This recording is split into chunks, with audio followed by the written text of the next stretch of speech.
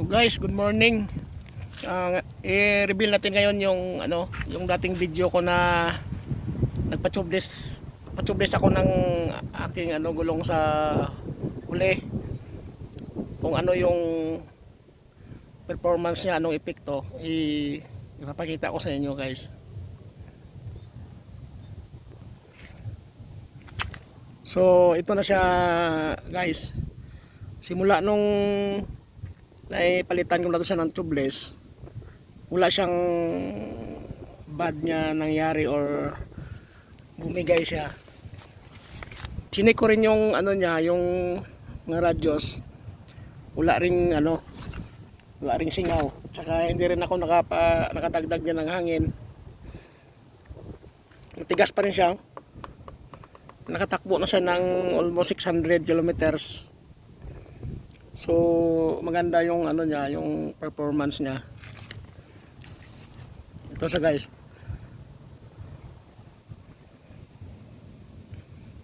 Takbo ko na to simula na dito sa Negros Occidental to Negros Oriental. Maganda yung performance niya guys. Tsaka yung sasabi nila na sisingaw daw sa radios na pangit daw dahil hindi daw compatible, hindi totoo yun. Kasi ito na try ko na rin, maganda yung kanya, maganda, wala siyang singaw at saka never pa ako nakadagdag ng hangin sa kanya. So nakatakbo na tayo guys ng almost 600 kilometers. Yan o. Kasi nung nagpalit ako ng gulong, nasa pa lang siya, 1,030, so almost 600 kilometers na yung takbo niya. So maganda siya, maganda yung niya.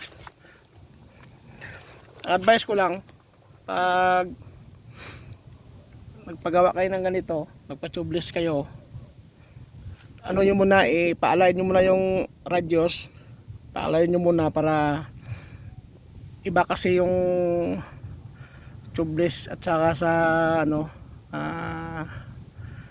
tube type. Kasi once na na-fix mo na to siya, mahirapan ka na kasi yung gasket sa loob nito may nilagayan sa sealant dyan. Pag nagalaw mo to, siyempre gagalaw din yung sa loob. Tatakpan din naman siya, kaso iba talaga pag hindi mo na siya galawin. Yes.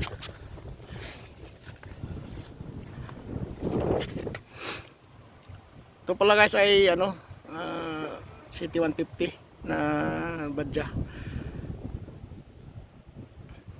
Ayan guys yung gulong niya. Tsaka to, ang pinalit ko nito oversize to guys. 180 by 17. Medyo maganda siya kasi malaki.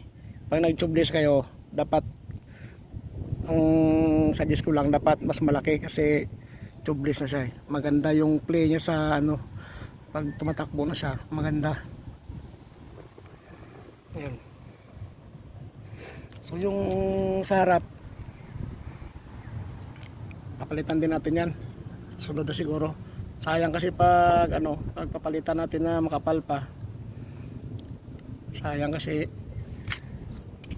hindi na magagamit. Ito siya guys Pero pag medyo nipis na, pwede na natin palitan ng ganito rin tubeless. So guys, suit talaga, napakaganda ng ng performance ng tubeless. Dahil pag nasa biyahe ka, hindi ka kakabahan na mamaya matinik or maplatan ka. Dahil una-una mahirap mag-travel na malayo. Lalo na bira lang yung bukid yung madadaanan mo, walang mga vulcanizing shop. So mas maigi ng ganito dahil kahit maplat ka, pwede mo siyang i-running. So ayos guys, maganda yung performance niya. Kadalasan ko lang kasi na ano guys, na pa-flat yung sa likuran. Yung sa harapan kasi, yung sa harapan di naman ako napaplatan dyan. Stuck pa yan simula. So dinarindagan ko lang ng ano, hangin.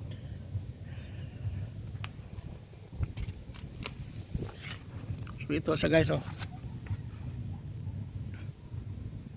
Maganda rin kasi itong napalit ko na ano, sinubukan ko rin dahil maganda rin siya. Kung kilala nyo itong brand na to. Yan.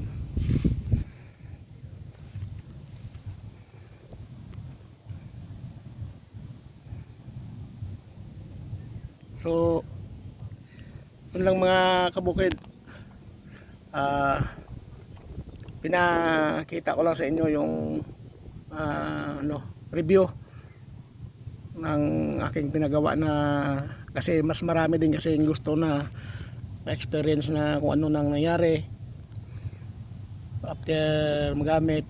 So ito siya, wala talagang ano, wala akong naging problema dahil simula nung naipapalit ko ito, nakabit-palitan siya, never ako na nagdagdag ng hangin or sabi nila mabilis din pudpod. Hindi naman, parang ganun pa rin, oh. Andyan pa nga yung mga ano niya, oh. Yung parang rubber na mga ano, nakadikit pa nga. Ang layo na ng tinakbo, 600, almost 600 na. Andyan pa rin yung ano, ito. Kita nyo yung may mga rubber na maliliit na ano. So okay siya. Tsaka depende na rin sa paggamit. Sinasabi nila na madaling mapudpod. Ang maganda lang dito dahil hindi ka nakakabahan kung in case na nasa long ride ka, nagbiyahe ka, hindi ka na kabahan na in case ma-flat o ma-aberya. So okay naman siya, wala talaga, good talaga siya. Tingnan niyo yung ano niya, oh, radius niya yun. Ano ko lang, focus. Ito dito kasi yung ano, nilagyan ng sealant. So ulang leak na nangyari. Ayan, oh. Nalaman mo naman yan kung may leak dahil magbasa yan siya, eh. So okay talaga. Pero yun ang advice ko sa inyo, bago nyo i-tubeless yung rim set ninyo, i-fix nyo muna tong ano nyo, radius nyo, ipahigpitan nyo muna, ipa-align nyo. Kung medyo nagwawabol, ipa-align nyo para wala nang problema. So yun lang mga kabukid. Ano ko lang sa inyo, pinakita ko lang sa inyo na okay yung ano na pinalit natin nung nakaraan na video natin.